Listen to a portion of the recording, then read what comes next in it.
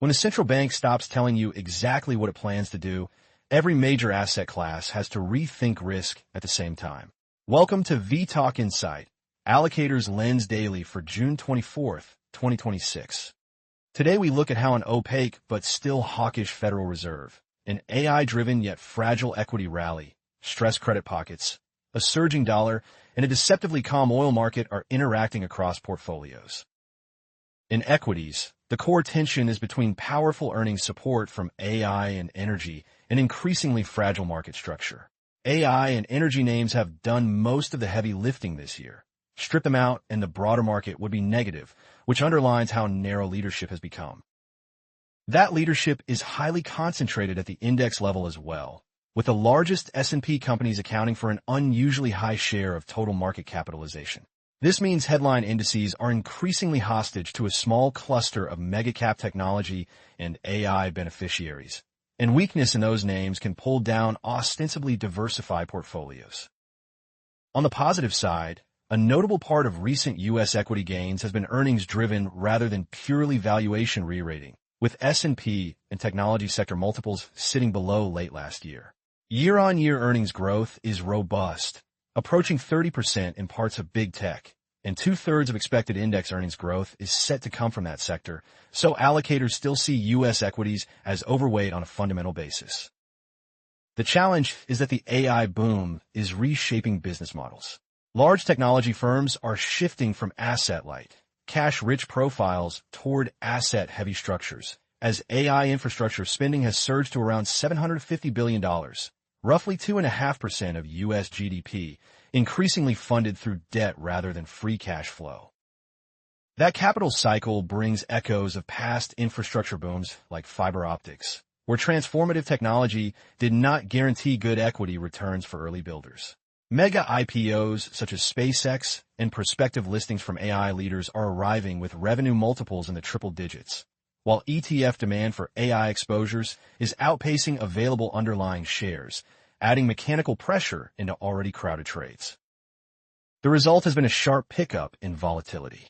A Korea-led sell-off knocked its market close to 10% lower and spilled into U.S. semiconductors, with the Philadelphia Semiconductor Index dropping nearly 8% in a day.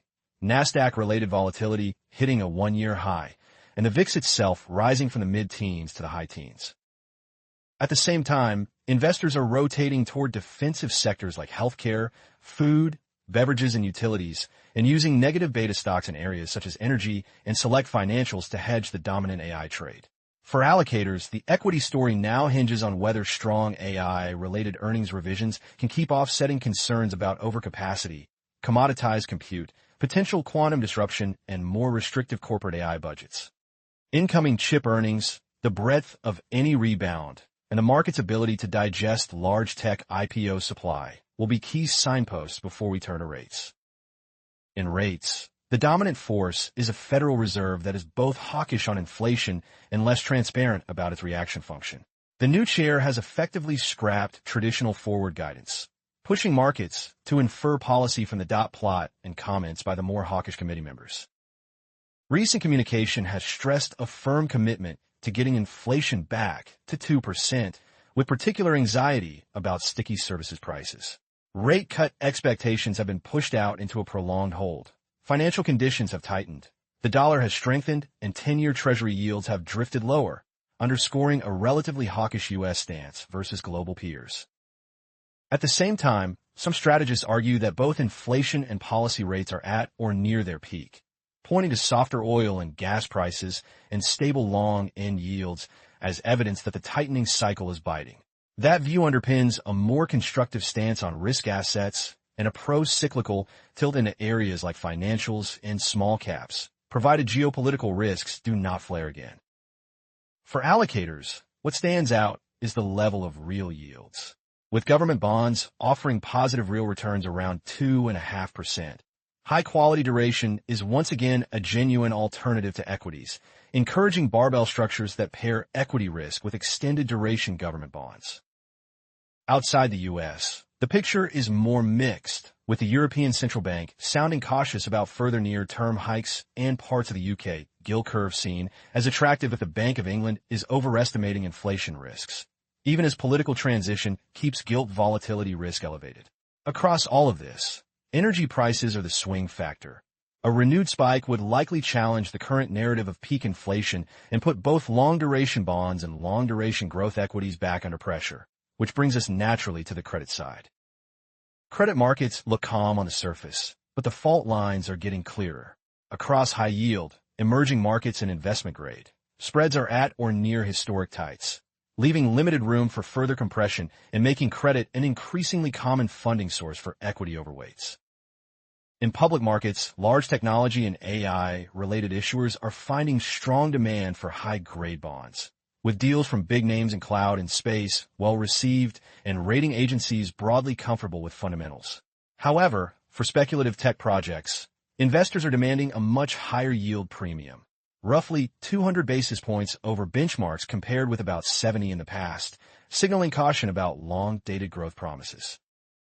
Rising leverage among mega-cap tech, as they finance massive data center buildouts, increases their sensitivity to higher rates and creates an asymmetry for credit investors. Many lenders now prefer to take risk through the equity, where upside is uncapped, rather than through debt, which offers limited upside, yet full exposure to execution setbacks or delays in ambitious projects such as next-generation launch systems. The more acute stress is in private credit, where several large funds have capped quarterly redemptions at around 5% despite investor requests in the low to high teens. Those caps, particularly at vehicles with sizable retail investor bases, highlight liquidity mismatches and have been linked partly to anxiety around software and AI exposures earlier in the year. If elevated redemption requests persist in the coming quarters, it would shift private credit from idiosyncratic concern into a broader systemic watchpoint as we look across to foreign exchange. Foreign exchange is where policy divergence shows up most cleanly.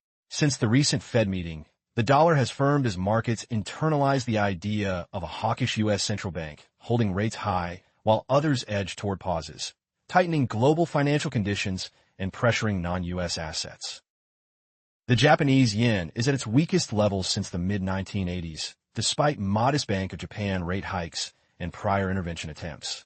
As long as the U.S.-Japan rate differential remains wide and the Fed stays hawkish, intervention is more likely to focus on smoothing disorderly moves than on reversing the underlying downtrend, even as discussions with the U.S. Treasury about coordinated action intensify.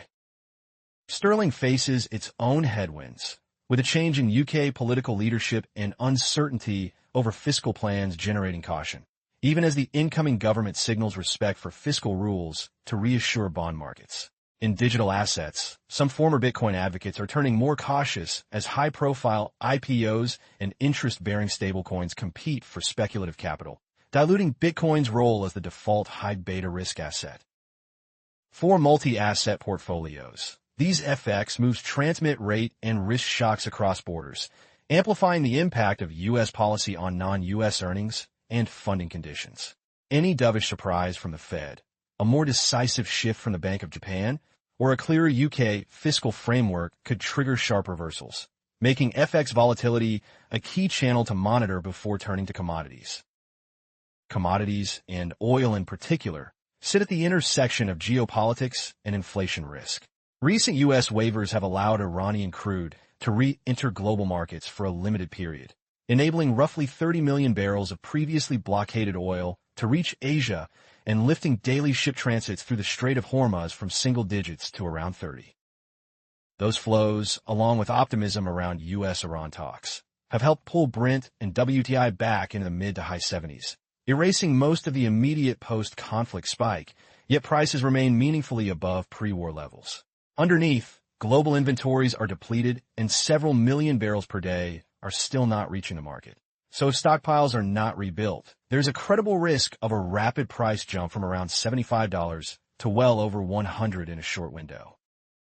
At the same time, U.S. policy is leaning into nuclear power, with over $17 billion of financing committed and an ambition to quadruple national nuclear capacity, including modular reactors aimed at meeting AI-driven data center demand. For allocators, that means the near-term oil curve may be underpricing tail risks from Hormuz logistics and mine clearance, while the longer-term energy mix is being reshaped in ways that will influence inflation paths, real yields, and the cost base of the AI ecosystem itself. Stepping back, the cross-asset picture is one of an AI-powered equity cycle colliding with a less predictable but still hawkish Fed, tight but fragile credit conditions, a strong dollar and yen vulnerability, in an oil market where prices look more benign than the underlying supply balance suggests. Equities still enjoy powerful earnings support but are exposed to concentration, leverage, and policy shock risks. Rates now offer positive real carry, yet remain highly sensitive to any inflation or energy surprise. Credit provides limited spread cushion while private vehicles and speculative tech debt reveal growing stress. FX is the transmission belt for these divergences, and commodities, especially oil, hold the potential to reignite the inflation debate. For allocators, the key watch points are Fed communication and inflation data, AI-related earnings and CAPEX guidance, private credit redemption trends, FX intervention signals, and the pace at which oil inventories are rebuilt around the Strait of Hormuz. This video is for information only and is not investment advice. If you found this video useful, please like and subscribe to @vTalkInsight. Alternatively, visit vTalkInsight.com to chat with our specialized AI market assistant and access the latest interactive market insights.